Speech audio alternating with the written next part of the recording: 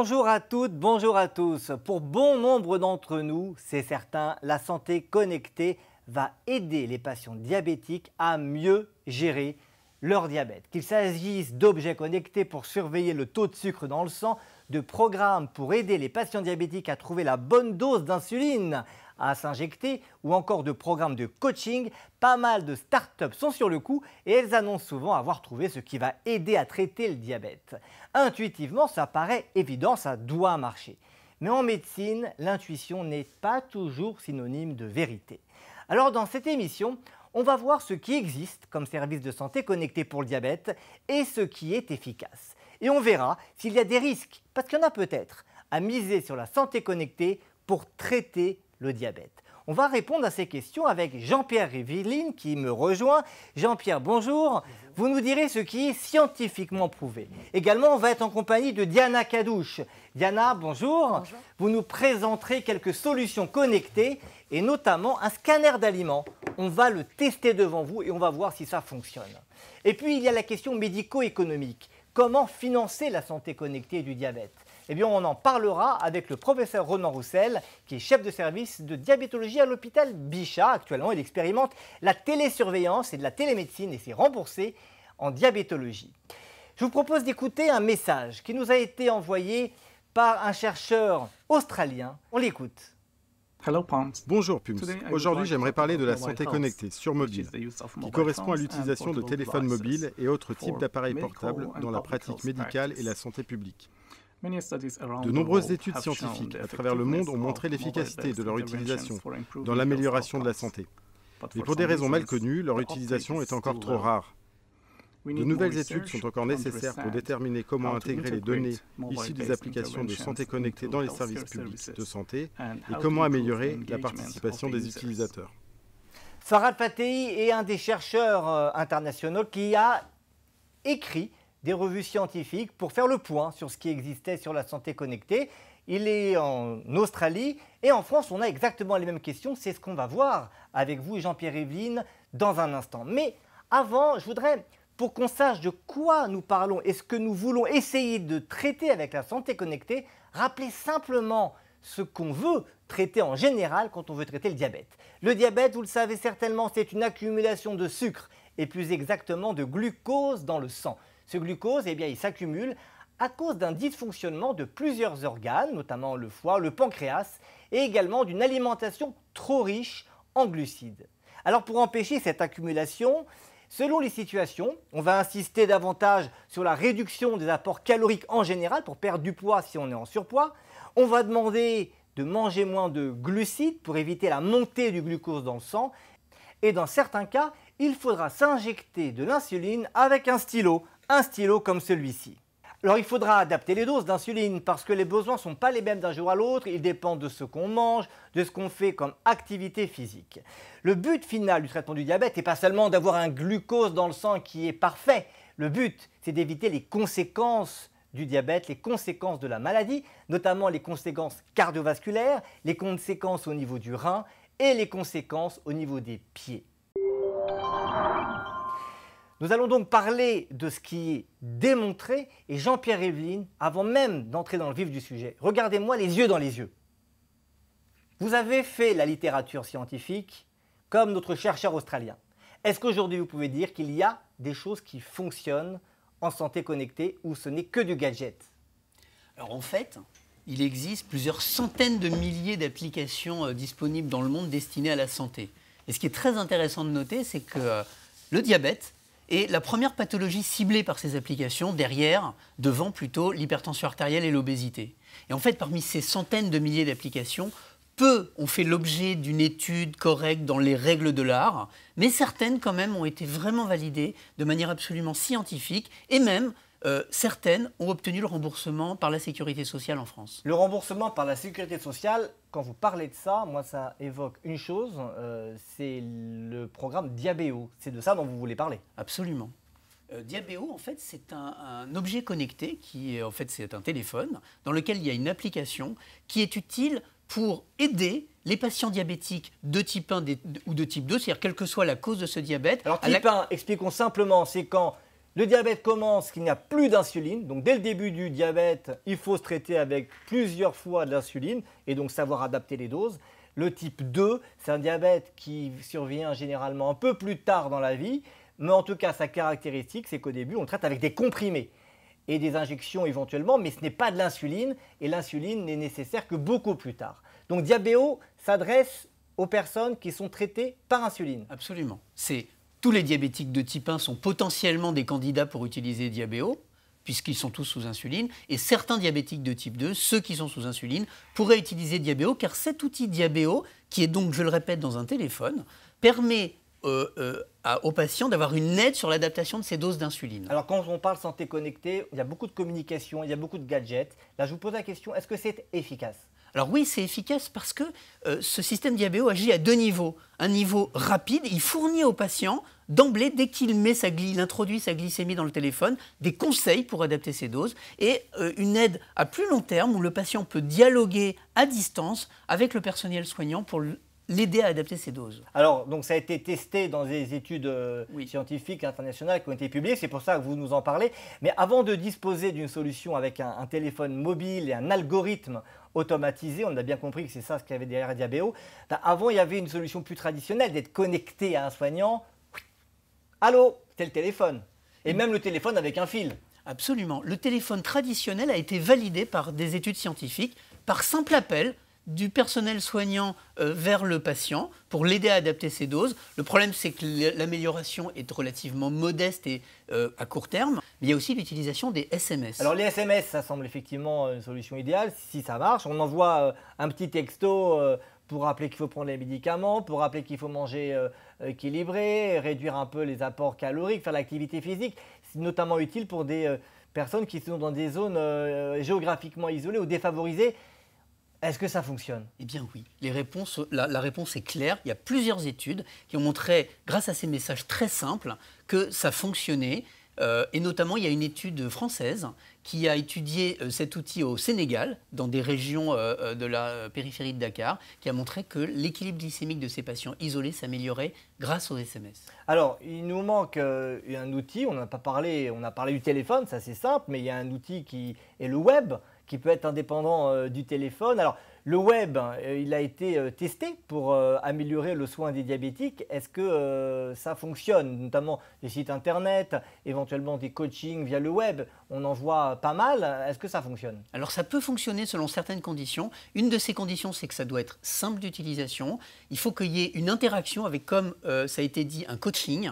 Et puis que l'utilisation soit à plus long terme. À court terme, ça ne fonctionne pas. Donc, on a besoin de quelque chose qui soit à long terme, parce qu'à court terme, vous dites que ça ne fonctionne pas, parce qu'on n'a pas suffisamment de temps pour améliorer son alimentation, l'activité physique, améliorer l'équilibre du diabète? Exactement. C'est une forme d'éducation à distance qui, pour être efficace, doit se faire sur plusieurs mois. Alors, après avoir parlé de ces applications, ces sites internet, parlons des objets connectés. On nous propose différents types d'objets connectés. On va y revenir tout à l'heure avec Diana Kadouche. Elle nous a amené d'ailleurs ces semelles. On va voir pourquoi des semelles. Elle nous a amené également un petit objet qu'on met sur le stylo. Elle nous a amené un lecteur de glycémie pour mesurer la glycémie, le taux de sucre dans le sang, avec un petit truc, on verra à quoi ça sert. Puis elle nous a amené également, mais là il est en train de charger, parce qu'il n'était pas chargé, un scanner d'aliments. Il faut qu'il soit chargé pour fonctionner. On verra si ça fonctionne. Mais en pratique, mais sur le plan scientifique, est-ce que les objets connectés peuvent être utiles pour traiter le diabétique? Oui, il y a un très bon exemple d'objet connecté, c'est le pancréas artificiel. Il s'agit d'une pompe à insuline, c'est-à-dire d'un appareil qui administre l'insuline au patient. Mais dans ce pancréas artificiel, la pompe enregistre la mesure du sucre dans le sang et calcule automatiquement la dose. Eh bien, il s'agit d'un outil qui fournit automatiquement la dose, puisqu'elle l'administre de manière automatique. Et il y a aussi, dans certains de ces systèmes, la possibilité d'avoir une surveillance par télémédecine à distance de l'état de santé de ces patients. Je vous propose de voir exactement ce que vous avez vu dit en image pour bien comprendre ce dont il s'agit. Le diabétique a un capteur de glucose en continu c'est un patch qui se trouve notamment là au niveau de l'abdomen. Ce capteur envoie des glycémies, le taux de sucre dans le sang, vers un système d'intelligence artificielle. Et c'est justement ce système d'intelligence artificielle, je reviens sur cette diapositive, qui va permettre d'adapter la dose d'insuline, d'une part en apprenant à partir des données du patient, c'est ce qu'on appelle l'auto-apprentissage, et puis également avec des règles qui sont des règles que vous, diabétologues, vous auriez utilisées pour adapter les doses. Donc une véritable intelligence artificielle, et puis donc, ça permet de donner des instructions à la pompe à insuline, c'est-à-dire le matériel qui injecte de l'insuline pour dire quelle dose il faut envoyer à quel moment. Et comme vous l'avez dit, on peut également être en contact avec des soignants pour que tout ce dispositif soit véritablement connecté. Donc des outils qui fonctionnent. Est-ce qu'il y a, au-delà de ces outils qui fonctionnent pour améliorer la glycémie, le taux de glucose dans le sang, des outils qui existent et qui fonctionnent, qui auraient montré leur efficacité pour éviter les complications du diabète, éviter les problèmes au niveau des yeux notamment? Alors oui, il y a deux exemples qui ont montré que la télémédecine pouvait être efficace. C'est le dépistage de la complication du diabète sur les yeux, ce qu'on appelle la rétinopathie, par une photographie du fond de l'œil qui, à distance, peut permettre de dépister cette rétinopathie. Il y a un autre exemple qui est le suivi des plaies du pied des patients diabétiques, qui peut être à l'origine d'amputation. Eh bien, il y a certaines études qui ont montré que ce suivi à distance par photographie de ces plaies permet de prévenir les amputations. C'est très clair et ça donne beaucoup de perspectives, peut-être moins donc, de complications, moins de dégâts liés au diabète, parce que les amputations liées au diabète, c'est quelque chose qui n'est absolument pas terminé. Et je crois que vous pouvez nous dire que dans votre service, notamment, vous avez régulièrement des patients qui ont des problèmes de pied diabétique. On va en reparler tout à l'heure avec vous, Diana Kadouche, parce qu'on verra si cet outil, cette semelle connectée dont vous n'avez pas parlé, parce que manifestement, il n'y a pas encore d'études scientifiques là-dessus, mais peut-être que ça peut être utile pour éviter les plaies. On n'en dit pas plus, parce que vous laissez le suspense. En tout cas, merci beaucoup Jean-Pierre Rivlin d'avoir été avec nous. On a vu qu'il y avait des services connectés qui pouvaient être efficaces. Il reste la question des modèles économiques. Qui finance tout ça?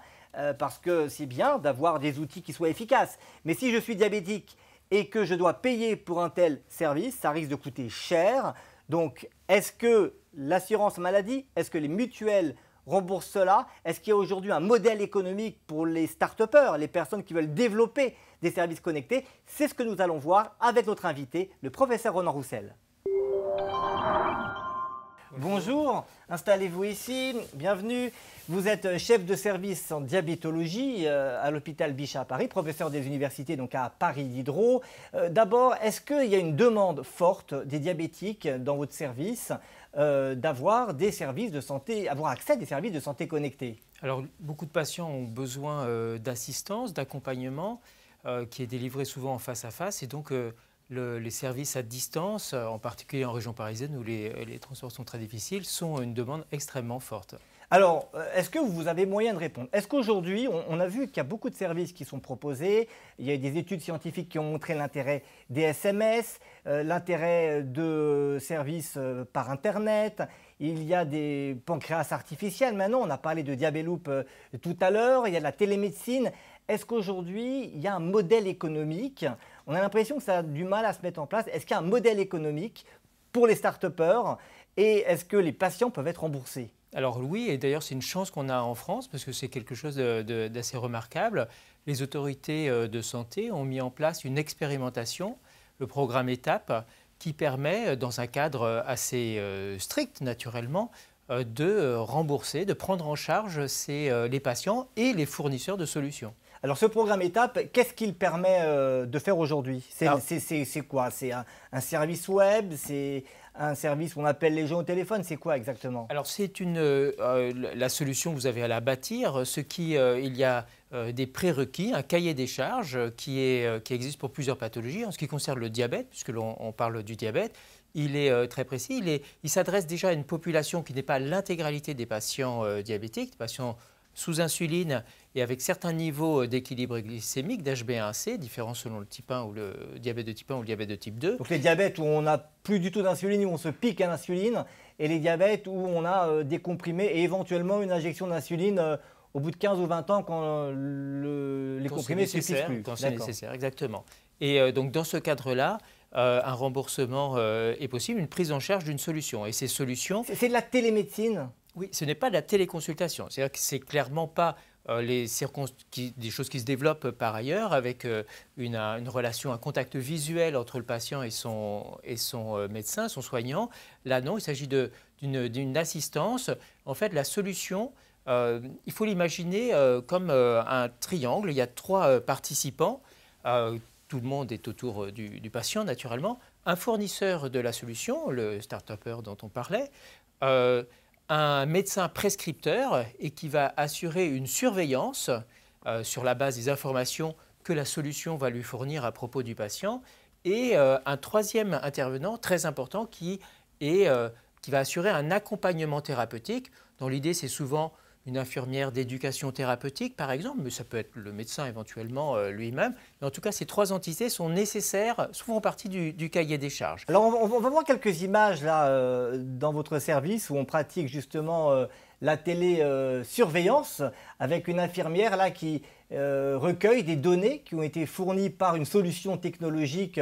Donc là, en l'occurrence, il s'agissait de la solution Insulia, une des solutions qui est agréée pour la télésurveillance. Donc les données sont transmises à l'infirmière et elle l'appelle de temps en temps pour voir comment ça va. Et alors, où est-ce que vous intervenez, vous? Parce qu'on parle de télémédecine. Donc la télémédecine, c'est un acte médical. Vous surveillez ces données ou c'est juste l'infirmière qui intervient? Alors non seulement on les surveille parce que ça fait partie effectivement de notre rôle de diabétologue, mais c'est même une nécessité. Il faut aller regarder ce qui se passe, parce que le serveur, donc cette solution informatique, va nous fournir les informations sur les contrôles glycémiques des patients, des contrôles qui auront été rentrés par le patient lui-même dans son app, et qui vont générer des alertes éventuellement, qui sont des alertes sur l'efficacité et sur la sécurité. On pense aux hypoglycémies par exemple. Donc on a surveillance, comme on le voit ici en image, avec l'infirmière en télésurveillance qui l'appelle plusieurs fois par mois,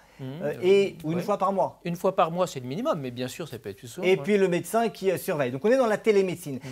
Est-ce que, très clairement, là, on n'éloigne pas le patient du soignant? Quelle est votre opinion en tant que médecin? Alors,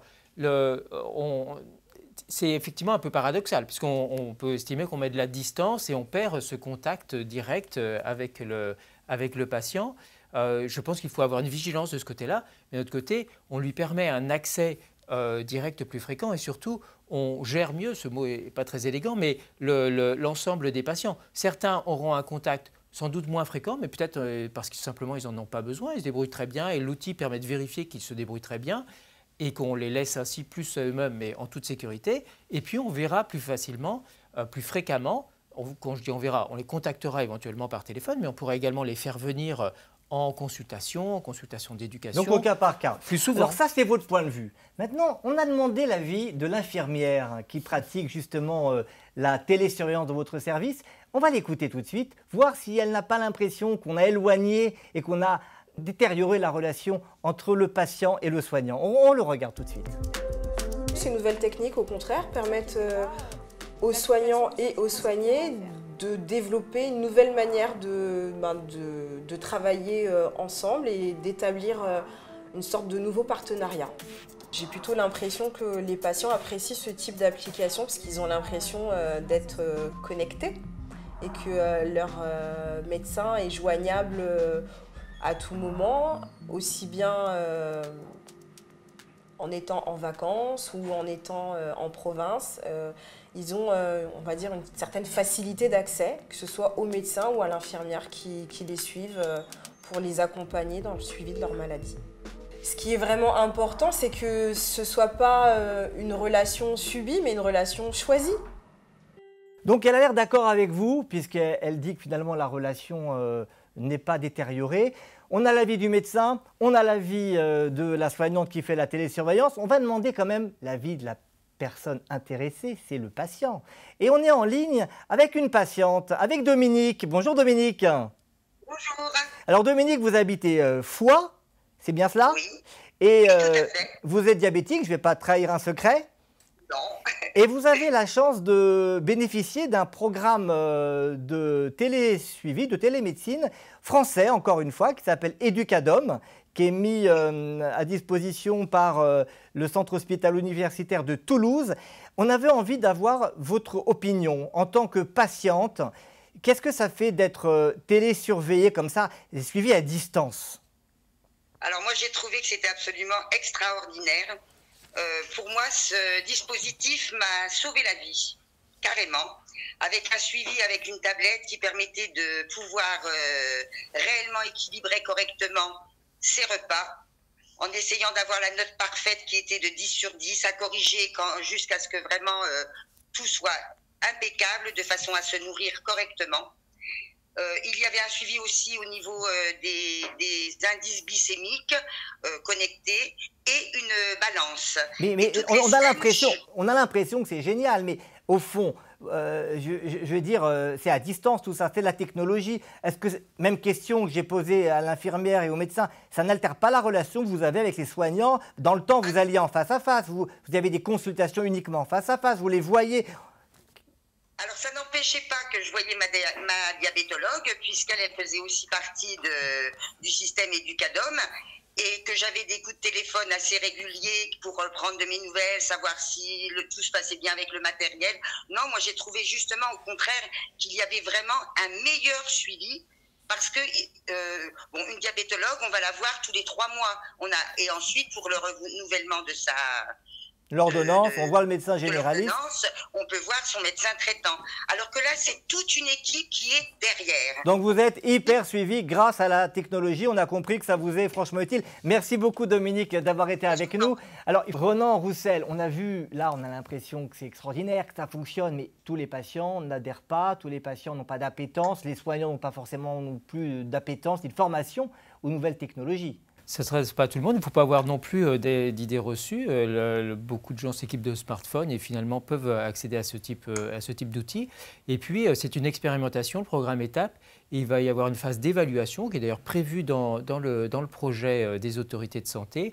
Et à nous aussi d'évaluer l'outil et à voir qui est la meilleure population pour en tirer le maximum de profit et utiliser au mieux les ressources. En tout cas, vous recommandez aux start-upers qui veulent développer des services. On a besoin d'idées. On a besoin d'idées. De fournir des idées et puis d'essayer de travailler dans le cadre de ETAP, puisque là, c'est le domaine dans lequel il y a un modèle économique. Mais exactement, et en collaborant avec les cliniciens de façon à répondre vraiment aux besoins qui sont pour l'instant encore inassouvis. Merci beaucoup Ronan Roussel d'avoir été avec nous. On va maintenant aborder des choses très pratiques avec Diana Cadouche. On va vous montrer un certain nombre de services connectés qui peuvent être utiles, qui existent et qui peuvent être utiles ou non aux personnes diabétiques. Allez, on va passer en revue ce qui est disponible pour les diabétiques qui veulent utiliser des services de santé connectés pour gérer la maladie. On va parler de choses qui existent aujourd'hui avec Diana. On va s'intéresser particulièrement aux applications et aux objets connectés. Alors Diana, les applications, il faut dire la vérité, c'est un peu comme des grains de sable. On peut difficilement les dénombrer, ou comme des étoiles. Oh, c'est joliment dit. Quand le ciel est libre de nuages. Très Alors, bien. comment faire pour les trier? Alors, effectivement, c'est très joliment dit. Il y a de nombreuses applications qui sont disponibles pour les patients. Il y en a qui décomptent le nombre de doses que vous allez faire. Finalement, il y en a qui tout simplement enregistrent votre glycémie, qui peuvent même, vous l'avez dit, il y a des algorithmes qui existent et qui peuvent réadapter, vous aider un petit peu. Alors, montrons très rapidement, parce que comme ça, ce sera fait, effectivement, pour les personnes qui sont sous insuline.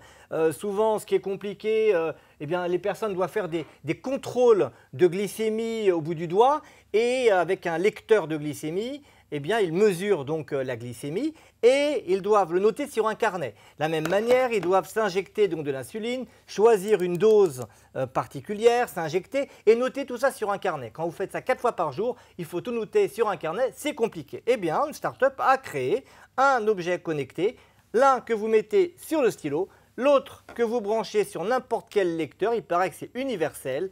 Et grâce à cela, à chaque fois que vous faites un contrôle de glycémie et à chaque fois que vous faites une dose d'insuline, eh bien, ça va être immédiatement enregistré sur votre smartphone et vous avez comme ça un carnet électronique qui se fabrique. Voilà, ça c'est dit, c'est pour les personnes qui se piquent à l'insuline et qui veulent faciliter un peu leur vie. Ça rend heureux les patients et les médecins qui attendent le carnet généralement. Donc, enfin, ils ne vont pas trop le lire en réalité, mais en tout cas les patients sont contents d'avoir un carnet électronique qu'ils vont pouvoir regarder et en posant des questions à leur médecin, adapter les traitements. Alors ça, Boris, c'est bon, d'accord, c'est le carnet. Très bien. Moi, j'en ai sélectionné 3, notamment 3 qui sont gratuites, et ça, c'est vraiment très important de le dire. On va voir 3 différentes. Bon, derrière ces applications, très souvent, il y a des laboratoires, c'est quand même important de le dire. Des laboratoires pharmaceutiques. Pharmaceutiques, qui, bien sûr, il faut bien les produire, donc ils sont derrière. Donc, on va commencer par la première application qui s'appelle GluciCheck. Alors ça, c'est vraiment un compteur glycémique. Alors, qu'est-ce que ça fait? C'est fait pour évaluer la quantité de glucides dans l'alimentation. Exactement, ce qui est très important pour un diabétique, patient diabétique, justement. Donc, avec cette application, l'avantage, c'est qu'il y a ce qu'on appelle un compteur glucidique. Donc, l'intérêt, c'est par exemple, je veux manger des pâtes. Très bien, je sélectionne. Et ça me prévient que en fonction du grammage, du gramme que je vais utiliser, on me prévient que je vais donc consommer 14 grammes de glucides. Là, vous avez cherché le chocolat. Oui, parce que voilà, bon, tout le monde mange un petit peu de chocolat, soyons honnêtes. Chocolat noir, exactement, noir pour moi. Très bien, donc j'ai voulu savoir combien j'allais avoir de glucides dans cela. Et donc, bon, j'ai été raisonnable, on va dire que j'ai pris que 8 grammes et j'ai donc reçu 4 grammes de glucides. Donc ça, c'est une application qui effectivement est assez simple. Elle est financée par un laboratoire. Je crois que c'est le laboratoire je crois que c'est Roche, exactement. Qui finance ça. Très bien. Mais ça permet aux diabétiques de savoir quand ils vont manger combien de glucides il y a dans l'aliment. Et c'est important parce qu'avec cette information, ils vont dire je fais telle dose d'insuline pour mon repas. Exactement. Très simple. On va aller un petit peu plus loin avec une deuxième application. Alors, deuxième application qui s'appelle Diète Sensor. L'intérêt, ce n'est pas juste les glucides qui nous intéressent, mais finalement tout l'intérêt nutritionnel, les protéines, les lipides et les calories. Donc, par exemple, moi j'ai décidé, on renseigne si c'est midi, c'est le petit déjeuner, d'accord? Et donc, on va sélectionner ce que l'on va manger. Donc, on va voir, voilà, il y a un catalogue. Donc, là, en l'occurrence, vous avez choisi la baguette. Eh oui, après le chocolat, il y a toujours un petit peu de baguette, donc on y va. Donc là, votre coach vous dit c'est nickel, à condition, donc il vous donne des conseils. Il nous donne des conseils, ce qui est très intéressant pour Diète Sensor, très bien. Donc je rentre la première chose, et ce qui va être rigolo, et c'est un petit peu le message qui est un petit peu erroné, surprenant, qui m'a fait rire. Alors, vous avez mis quoi là? Vous avez mis de la confiture. Alors, donc là, il vous dit voilà, c'est nickel. C'est nickel. Et donc là, j'augmente le gramme de confiture, je n'ai pas augmenté plus. Et vous dites c'est vous le boss. C'est le boss. Et pourtant, là, vous êtes dans le rouge, effectivement. Exactement. Donc, on a l'impression qu'il mesure bien ce qu'il y a dans votre alimentation. Il vous donne des alertes puisque c'est rouge, mais en même temps, il vous dit top, vous êtes top. Regardez le miel, par exemple. Le miel, pareil, j'ai sélectionné, d'accord. Bon, une cuillère à soupe, c'est quand même bien donné. Et très fort. Donc là, vous avez mangé de la baguette, de la confiture et du miel. Et on vous dit que vous êtes très fort et vous êtes dans le rouge. Et continuez votre corps, vous dit merci. OK. Voilà, donc il y a une intelligence artificielle qui est quand même un petit peu donc peut-être des choses à améliorer. Exactement. Il y a une autre application qui est très répandue. Je vais la mentionner, mais il y en a plein. C'est Fat Secret. Il y en a plein. Il y a également MyFitnessPal. L'intérêt de ces applications, je les mentionne parce qu'elles ont fait l'objet d'études scientifiques. Elles ont été évaluées avec des résultats relativement intéressants. Donc, ce qui semble important à dire, c'est que ces applications ont l'air fiables dans la quantification, y compris celle qu'on a montrée, des quantités de glucides, de lipides, donc de graisses et de protéines. En revanche, après, il faut voir ce qu'on en fait et les commentaires qui sont donnés. Exactement. Et ce qui est intéressant, vous avez vu, il y a des études qui les ont étudiées et il y a aussi des études scientifiques qui ont prouvé que justement, trop les utiliser, ça pouvait vraiment, si on comptait tout ce que l'on mangeait, finalement, tout ce que l'on mangeait dans la journée, ça pouvait amener à ce qu'on appelle des troubles de l'alimentation, des troubles de conduite, exactement, du comportement alimentaire. Donc attention, ce n'est pas forcément à mettre entre les mains de tout le monde. Alors, est-ce qu'il y a des labels pour savoir si ces applications Il n'y a pas de label, il n'y a rien d'officiel. C'est bien ça le problème. Je ne peux pas vous dire que telle application n'est pas bien, telle application est bien, et surtout qui est derrière finalement, il n'y a pas de label, il n'y a rien d'officiel en tous les cas.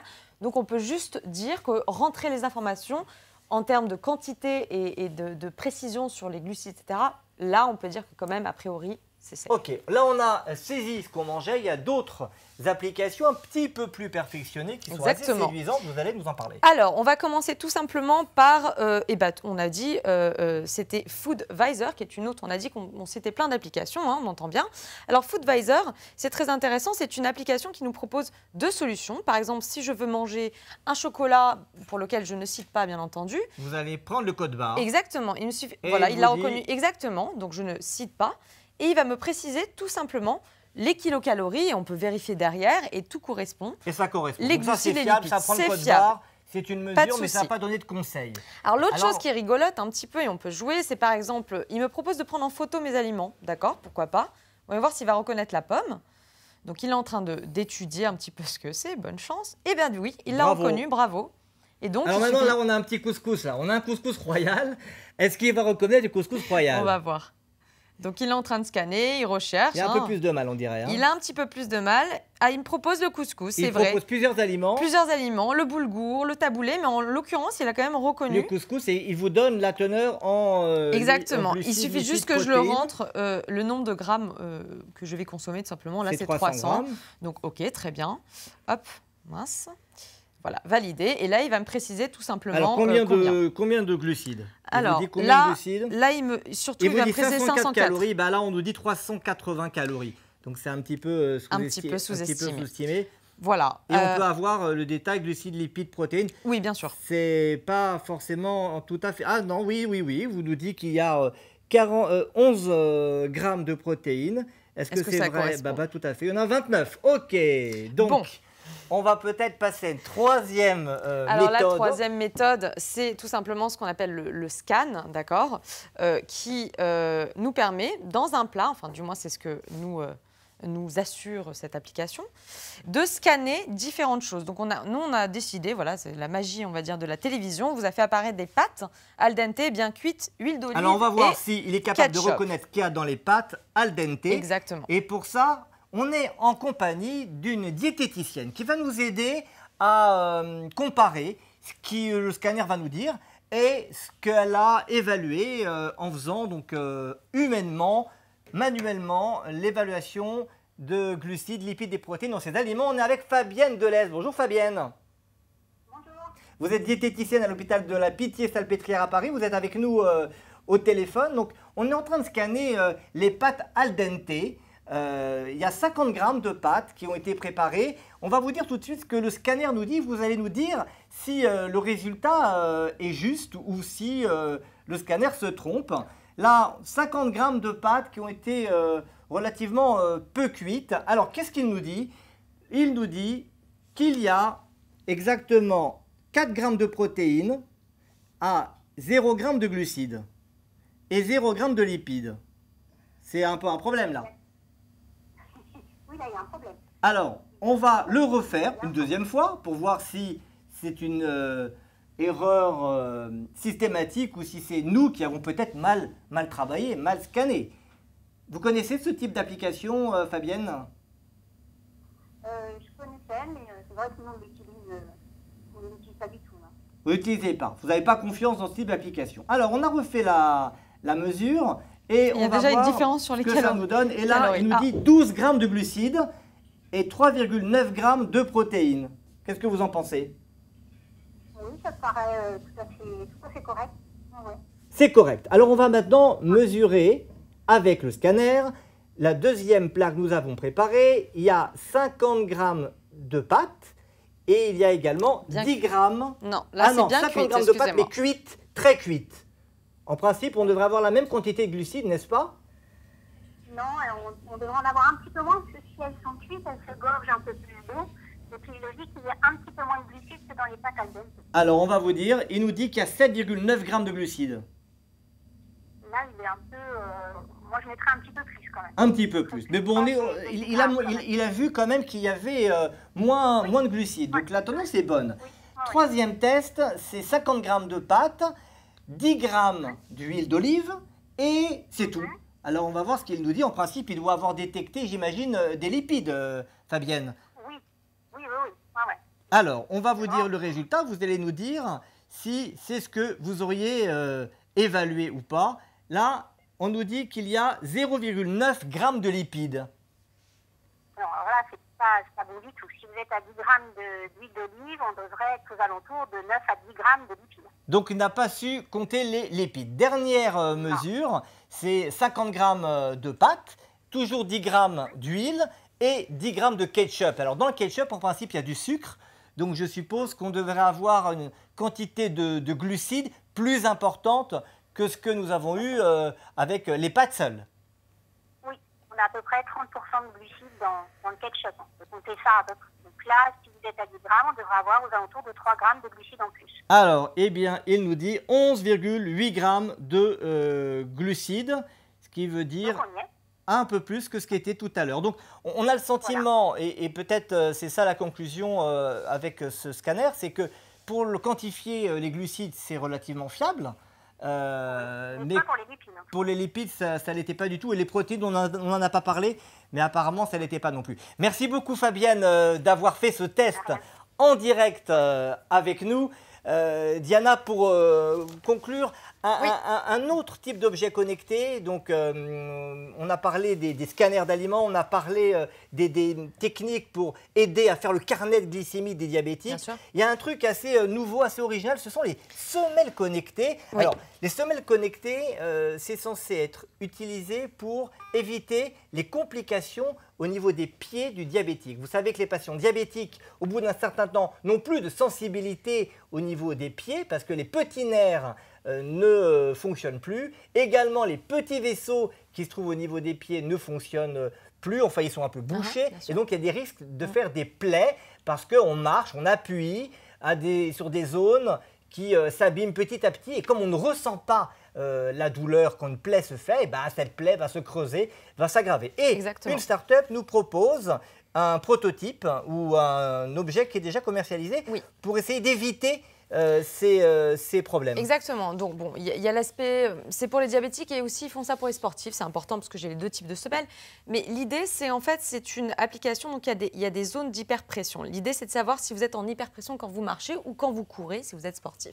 Et c'est en fait, il y a des capteurs de pression à l'intérieur de la semelle qui sont en temps réel. En fait, vous courez avec. Voilà, c'est connecté avec son application par Bluetooth. C'est connecté au patient lui-même, mais aussi au médecin s'il est intéressé. Alors, ce qui est intéressant, en fait, finalement, ce n'est pas de modifier la semelle en elle-même, vous n'avez pas modifié. Mais par exemple, si vous faites de la kiné rééducatrice, ou même pour le patient qui ne sent plus la manière dont il marche, dont il écrase son pied, il va savoir où il appuie. Exactement, où il appuie trop, et justement éviter, vous l'avez dit, ce pied diabétique, parce qu'il ne sait pas, il ne sent plus là où il appuie trop. Et l'idée, c'est à la fois les podologues, mais aussi les kinés puissent du coup réagir et donc anticiper sur le pied diabétique et donner des conseils pour éviter qu'on appuie sur des zones qui vont et dernière chose, se blesser. Ce qui est intéressant aussi, c'est que pour la première fois, le patient, s'il regarde, il peut voir la réalité, c'est-à-dire l'efficacité de ce que le kinésithérapeute fait. Et ça, c'est très intéressant pour l'observance thérapeutique parce qu'il est content, il voit l'évolution au fur et à mesure. Merci beaucoup, Diana, d'avoir été avec nous. Merci à toutes et à tous. J'espère que vous en avez appris beaucoup sur la santé connectée pour les patients diabétiques. C'est quelque chose qui évolue. Probablement que dans 6 mois, il faudra refaire cette émission. En tout cas, merci d'avoir été avec nous. Merci à vous de nous avoir suivis. Des informations, vous les trouverez sur la page Facebook de l'émission. Et je vous dis à très bientôt. Au revoir.